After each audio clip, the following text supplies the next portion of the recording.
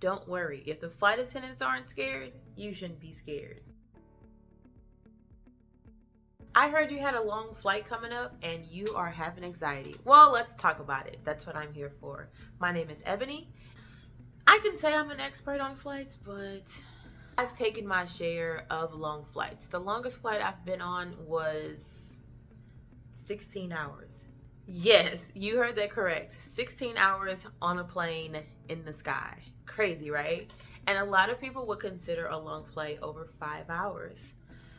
I actually would prefer a 16-hour flight over 5 hours, but that's just me, and I'll explain later. There are a lot of tricks that people do in order to get over this whole fear of flying or anxiety while flying. And I'm going to share some of those, and I'm going to also share some things to consider so you can feel better about taking a longer flight. One thing that some people do is medicate. And by medication, I mean like Benadryl, or like I heard someone say they take Xanax, or they drink. Whatever gets you through the flight and makes you feel better, by all means, do what you have to do. But I don't necessarily drink, because in the sky, a drink could really have an effect on you. So if your flight is that long, I totally would not recommend drinking in order to medicate to get you through this long flight, but I've heard it help. If you take something to make you go to sleep, then by all means, do what you gotta do. Which brings me to my next step. Take a nap. Go to sleep. Why are you really worried about being up this whole time? You're sitting, take a nap, you're going to be fine. I guess the main thing that people are worried about while in the sky that long, or if they're scared, they're worried about turbulence. Turbulence happens. It's no big deal. And if you're worried about turbulence, pay attention to the flight attendants. If the flight attendants aren't worried, you shouldn't be worried. It's a nice little rock you to sleep aid. Just go to sleep. It's fine. Which brings me to my next point.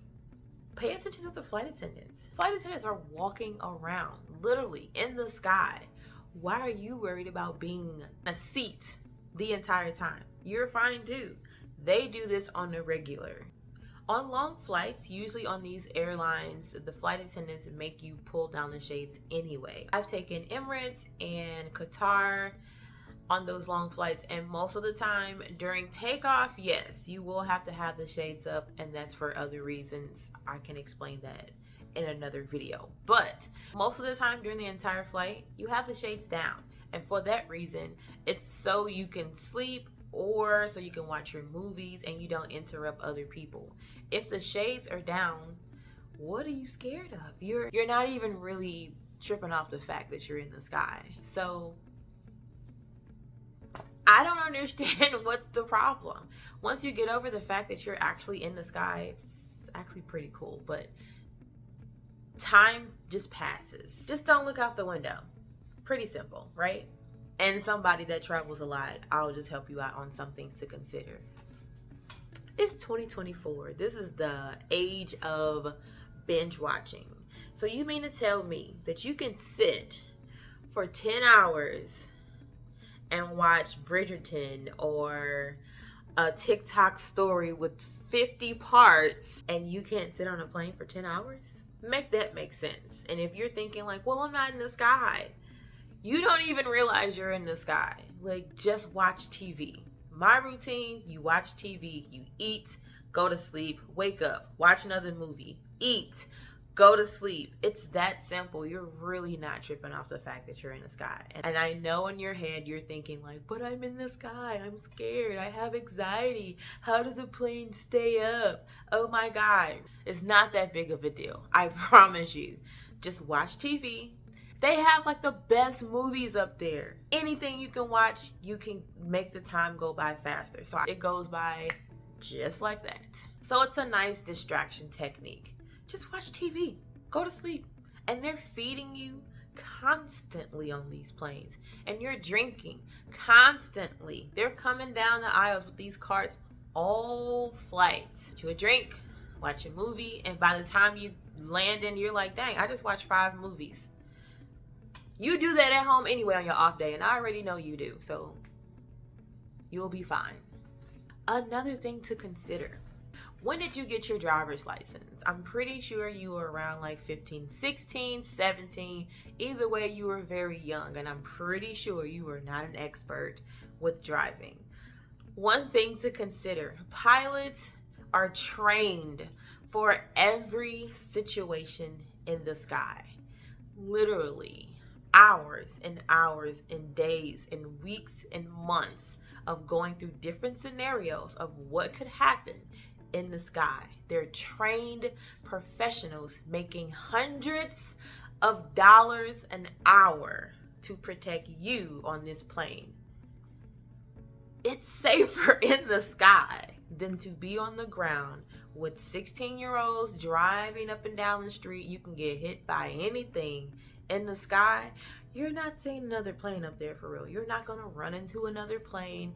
You're not going to fall from the sky. And all of these stories that you're telling in your head of what could go wrong, ask yourself, like, how often does that happen? There are hundreds, thousands of flights a day. I'm just saying, it's safer in the sky. You're okay. And my last point, that how you gonna be scared to fly and you like to go to Six Flags and you like to get on roller coasters? That's how you can fall out of the sky. And you have anxiety over long flights. I mean, make that make sense. It was one time I rode an elephant and I was terrified.